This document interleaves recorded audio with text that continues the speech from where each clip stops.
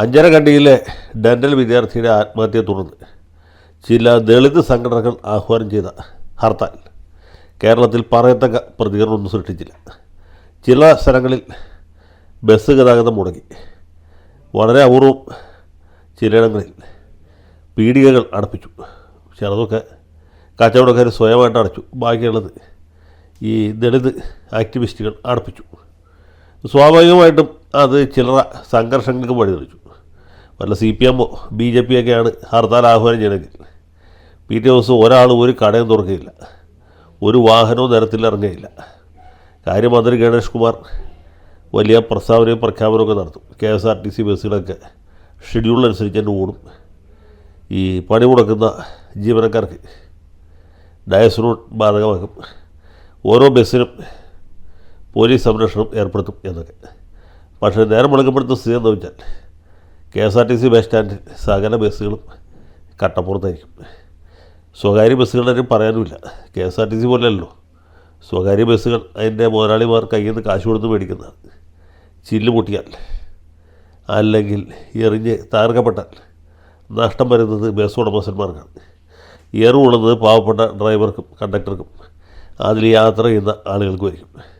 അപ്പോൾ സ്വാഭാവികമായിട്ടും പ്രൈവറ്റ് ബസ്സുകൾ ഓടില്ല, KSRTC ബസ് ഓടില്ല.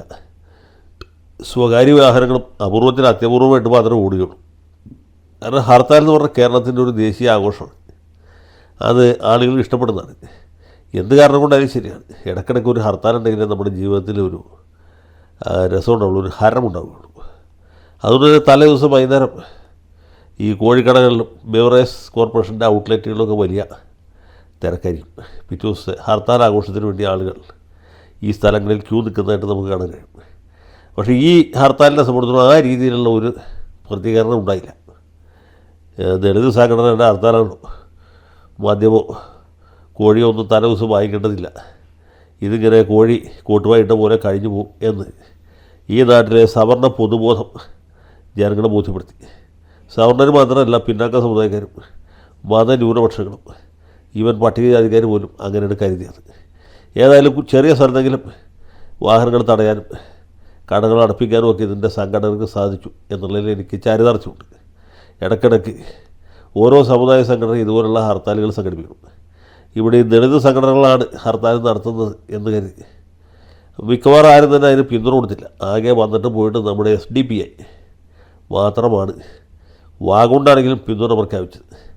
അവർ വളരെ സജീവമായിട്ട് കട അടപ്പിക്കാനൊന്നും ഉണ്ടായിരുന്നില്ല.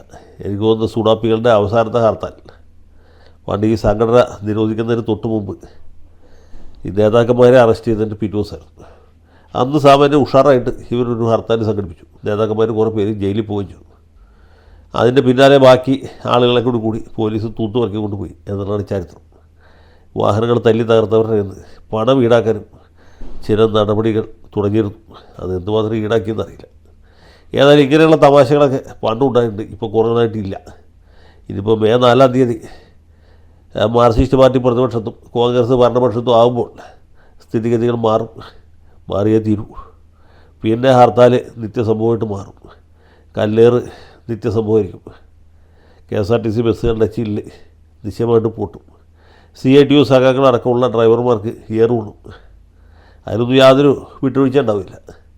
പിന്നെ സ്വകാര്യ വാഹനങ്ങളുടെ സ്ഥിതി ഒട്ടും തന്നെ മെച്ചമായിരിക്കുകയില്ല. അപ്പോൾ വരാൻ പോകുന്നതിൻ്റെ ഒരു കർട്ടൺ റൈസറായിട്ട് ഇതിന് എടുത്താൽ മതി എന്നാണ് എൻ്റെ ഒരു പക്ഷം. ഇനി പറയാൻ വന്ന കാര്യം, ഈ കോട്ടയത്ത് അത്യുത്സാഹികളായ ചില പ്രവർത്തകർ നമ്മുടെ അലി മുതലാളിയുടെ ലുലു മാള് അടുപ്പിക്കാൻ ശ്രമിക്കുന്നത് TV കണ്ടു. എന്തൊരു സാഹസമാണെന്ന് ആലോചിച്ചു. ഈ കേരള സംസ്ഥാനത്ത് CPM-ൻ്റെയും CPI-യുടെയും കോൺഗ്രസിൻ്റെയും കൂടി സംയുക്തമായ ഹർത്താലും ബന്ധുവൊക്കെ നടക്കുമ്പോൾ പോലും അലി മുതലാളിയുടെ ലുലു മാളിന് നേരെ ഒരാളും കൈ ഉയർത്തുകയില്ല. ഈ കട പൂട്ടണം എന്ന് പറയാറില്ല. കാരണം മുതലാളിയും പാർട്ടിയുടെ നേതാക്കന്മാരും തമ്മിലുള്ള ബന്ധം സകല ആളുകൾക്ക് പറയാം. മുതലാളിയുടെ ഉദാരമായ സാമ്പത്തിക സഹായം കൊണ്ടാണ് പല രാഷ്ട്രീയ പാർട്ടികളും ചില നേതാക്കന്മാരും ഒക്കെ ഈ നാട്ടിൽ ജീവിക്കുന്നത്. അതുകൊണ്ട് വല്ല മൂർക്കാൻ കടയോ ചായക്കടയോ അല്ലെങ്കിൽ സ്വകാര്യ വാഹനങ്ങളൊക്കെ തടയാം എന്നല്ലാണ്ട് മുതലാളിയുടെ മാള് ഈ ഹർത്താലും നടത്തി പൂട്ടിക്കാമെന്ന് ആരെങ്കിലും വിചാരിച്ചിട്ടുണ്ടെങ്കിൽ അവരുടെ മൗഢ്യമാണ് എന്നല്ല ഒന്നും പറയാനില്ല. ഇവിടെ അത് തന്നെ സംഭവിച്ചു. പോലീസുകാരും ഈ മാളിൻ്റെ നടത്തിപ്പേരോ കൊന്ന് ദളിത് ആക്ടിവിസ്റ്റുകൾ പറഞ്ഞ കാര്യം സംഗതിയൊക്കെ കൊള്ളാം. ഈ വിദ്യാർത്ഥി മരിച്ചാൽ ഞങ്ങൾക്ക് സങ്കടമുണ്ട്.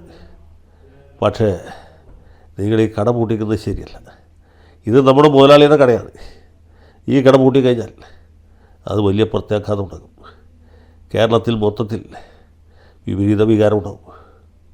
അത് സാമ്പത്തികമായിട്ടും സാമൂഹ്യമായിട്ടും സാമുദായികമായിട്ടും മറ്റ് തരത്തിലും ദളിത് ആക്ടിവിസ്റ്റുകൾക്ക് ദോഷകരമായിട്ടേ ഭാവിക്കുകയുള്ളൂ.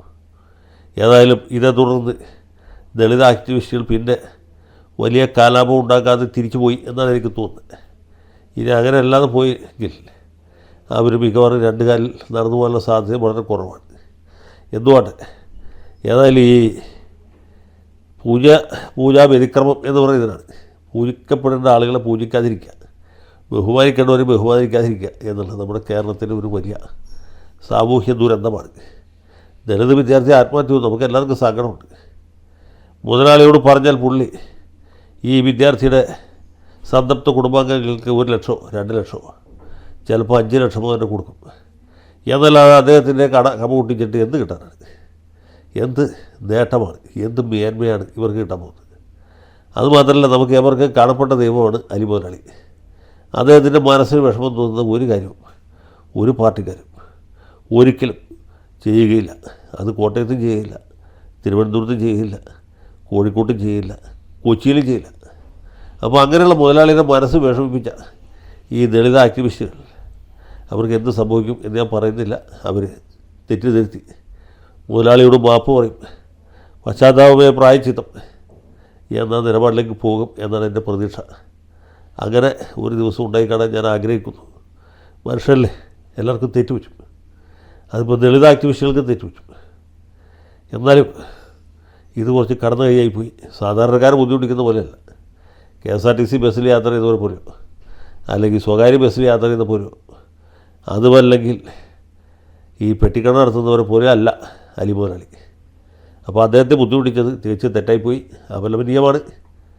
അതിൽ ബന്ധപ്പെട്ട സംഘടനക്കാർ മാപ്പ് പറയും, മുതലാളിയെ നേരിട്ട് കണ്ട് ഖേദപ്രകടനം നടത്തും എന്നാണ് എൻ്റെ പ്രതീക്ഷ. അതിനുവേണ്ടി കാത്തിരിക്കും.